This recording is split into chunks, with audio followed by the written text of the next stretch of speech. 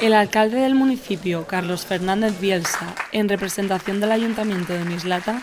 ha recibido con honor el Premio Accesibilidad otorgado por el Comité Español de Representantes de Personas con Discapacidad. Un acto de entrega que ha tenido lugar en el edificio Vélez Events de la Marina Real de Valencia el pasado viernes 3 de mayo,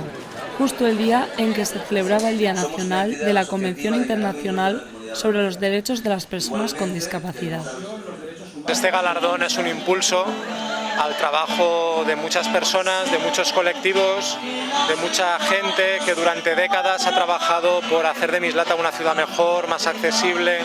más igualitaria, donde no existan discriminaciones, y por tanto para mí poder recoger este premio de las manos del CERMI, que es una organización que trabaja para que haya igualdad y que se puedan vivir en ciudades más habitables, pues para mí es un orgullo y estoy muy agradecido porque al final es un impulso para seguir trabajando,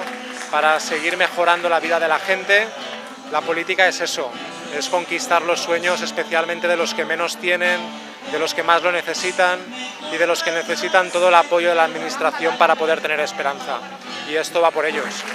Dicho comité, coincidiendo con la celebración de su 20º aniversario, ha organizado esta gala de entrega con el fin de reconocer el trabajo realizado por las distintas instituciones, personalidades y empresas que luchan por lograr una sociedad más inclusiva. A nuestro ayuntamiento se le ha otorgado el galardón de la categoría Accesibilidad, un importante premio que reconoce a Mislata como una ciudad igualitaria e inclusiva. Vamos a seguir rehabilitando plazas, calles, parques infantiles para hacerlos accesibles a todas las personas, y ese va a ser la meta, hacer Mislata, continuar trabajando en que Mislata sea una ciudad sin barreras de verdad, no sobre el papel, una ciudad sin barreras de hecho. El premio ha sido entregado por Enrique Gin Ruiz, secretario general de la organización, que ha reconocido el mérito que tiene nuestra localidad por el esfuerzo y compromiso que se muestra por la accesibilidad universal de todos sus ciudadanos y ciudadanas. El presidente en funciones de la Generalitat Valenciana, Ximo Puig, también quiso estar presente en esta celebración y al concluir nos quiso dar su opinión al respecto.